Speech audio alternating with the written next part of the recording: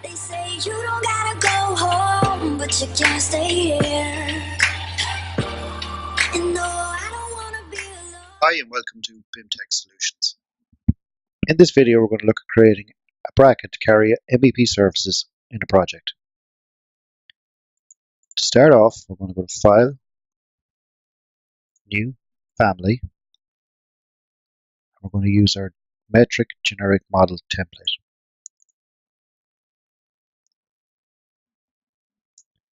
We're going to go to our left elevation. We're going to change our scale to 1:10. Now we're going to create some reference planes. So we'll go to Create, Reference Plane. We'll draw in our first reference plane. We'll select our reference plane and use the mirror tool to create the second one. We want to create one more for the top. Now we're going to set some dimensions. So we'll annotate, aligned, left, center, right, and left to right. We want to annotate this as well. Now select this reference plane. We want this to be 40. Select this dimension, click the equal tab. We'll select this reference plane here. We want this to be 20 to give an overall dimension of 40. I'm going to lock that. Just make sure they're locked. Now we're going to create our first extrusion. So I'm going to create extrusion. We'll follow our reference planes. Now we'll go over 5 mil, up 35, across 30, back down, and we'll join it. Now we want to annotate that 5, lock it, 5, we'll lock that. Now we want to align the top. So AL is the shortcut for align. We'll align our top to there, and our bottom to there, and the same to the other side. And we'll one more dimension to add, so we'll go annotate, aligned. We'll lock that in place. We can finish that. Now we'll go to our front elevation.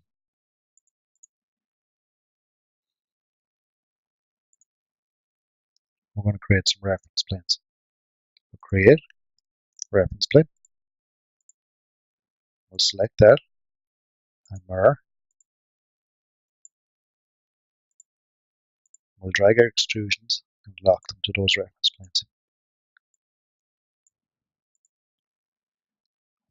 Now we need to create some more reference planes. So we'll go create reference plane.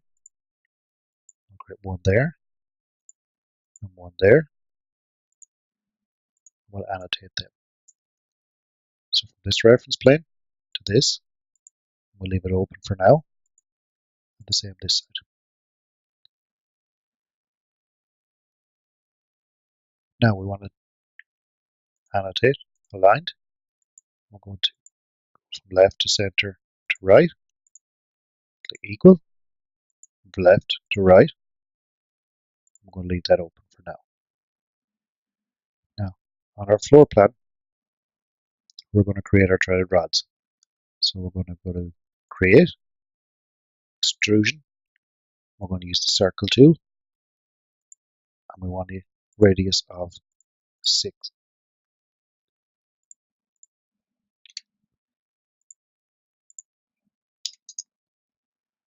Then we'll annotate, aligned, the reference plane to the center of our circle. We want to select our circle and make that 25. And we'll lock that in place. Now we can finish our extrusion. Now we'll select our extrusion, the mirror tool. We'll edit this extrusion to position it. We'll annotate, aligned. We'll get the center of our circle. We'll lock that in place. And we'll finish. Now we'll go to our front elevation. We'll drag the top of our threaded rod and lock it to this reference plane. This one, we want to align to this reference plane. Now we want to align the bottom of this to there, and the same on the other side.